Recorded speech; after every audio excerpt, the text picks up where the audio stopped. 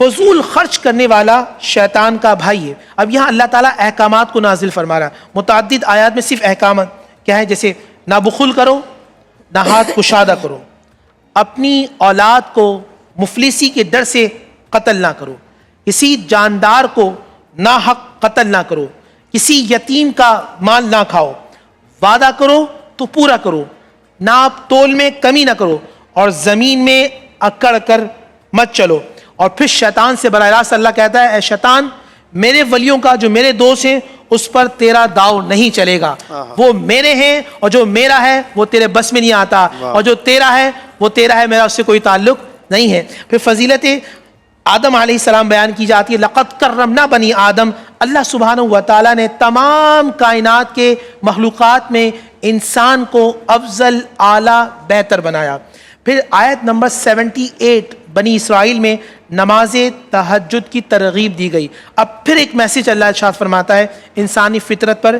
جب نعمتیں سے بہت ملتی ہیں تو ناشکرہ ہو جاتا ہے، اور جب مصیبت آ جاتی ہے تو نا امید ہو جاتا ہے. آج بھی ہمارا یہ معاملہ ہے، نعمت مل رہی ہوتی ہے تو شکر ادا نہیں کرتے، بلکہ میرے والد کہتے تھے ہم اتنے ناشکرے ہیں کہ ابھی دل میں خیال آتا ہے اور اللہ عطا فرما دیتا ہے تو فوراً یہ کہتے ہیں کچھ اور مانگتے تو مل جاتا. یہ نہیں کہتے کہ پروردگار یہ تیرا کرم ہے کہ ابھی زبان پر نہیں آیا، ابھی تو دل میں تھا تو نے عطا فرما دیا. اچھا، پھر قرآن مجید فرقان حمید تھوڑا تھوڑا اس لیے نازل ہوا تاکہ قرآن کو سمجھنے میں آسانی ہو. رسول پاک صلی اللہ علیہ وآلہ وسلم پر اعتراضات کے جواب دی جا رہے ہیں. موسیٰ علیہ السلام پر اعتراض ہوتا تھا، موسیٰ علیہ السلام خود جواب دیتے تھے. عیسیٰ علیہ السلام پہ اعتراض ہوتا تھا، عیسیٰ سے کہا جاتا تھا خود جواب دو.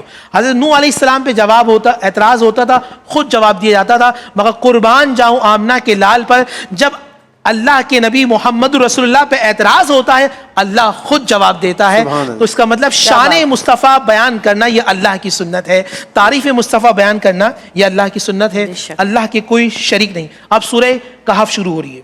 اس سورت میں قرآن کی حقانیت، اصحاب کہف، موسیٰ اور خضر علیہ السلام، ذوالقرنین، یاجوج اور ماجوج، آدم علیہ السلام اور ابلیس کے قصے بیان کیے گئے. سب سے پہلے اصحاب کہف. چند نوجوان لڑکے ہیں، اللہ کی محبت میں نکلتے ہیں، اور جب یہ اللہ کی محبت میں نکلتے ہیں تو دقیانوس ایک بادشاہ تھا جو ان کے خلاف ہو جاتا ہے اور یہ غار کے اندر چلے جاتے ہیں. میں آپ سے سوال کرتا ہوں، آپ سے سوال کرتا ہوں، اور ناظرین جو آپ بیٹھے ہیں، حاضرین سب سے، کیا کبھی سورج دائیں بائیں ہو سکتا ہے کسی کے لیے؟ آپ سو جائیں، کوئی بھی سو جائے تو سورج تھوڑا ہٹ کے نکلے گا؟ ایسا ہوگا کبھی؟ ناممکن سی بات ہے. نہیں، اپنے وقت پہ ہی طلوع، اپنے وقت پہ نکلے گا، اور جس طرح نکلتا ہے اسی طرح نکلے گا.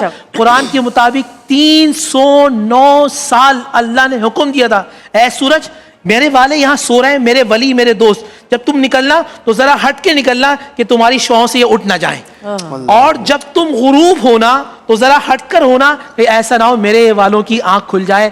309 سال تک وہ بستر پر لیٹے رہے، زمین پہ لیٹے رہے. آج کوئی 6 مہینے لیٹ جائے تو اس کی پیٹ پہ بیٹ سول ہو جاتے ہیں، پیٹ میں کیڑے ہو جاتے ہیں، مگر اللہ والے وہ ہوتے ہیں کہ ان کا بگڑتا کچھ نہیں. زمین کے اوپر ہو تو اللہ نگہباں ہیں، زمین کے اندر ہو تو نگہباں ہیں. اور اصحاب کہف کا ذکر اللہ تعالیٰ قرآن میں شاہ فرماتا ہے یہ میرے ہیں.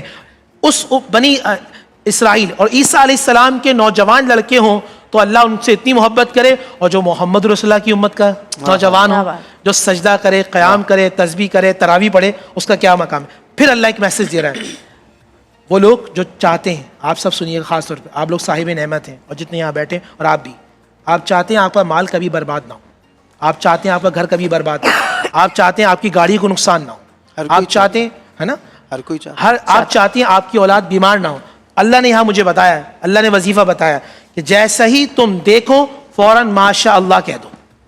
جیسے ہی آپ ماشاء اللہ کہیں گے، سورہ کہف کے اندر ہے اللہ سبحانہ و تعالیٰ نظر بد کو ختم فرما دے گا.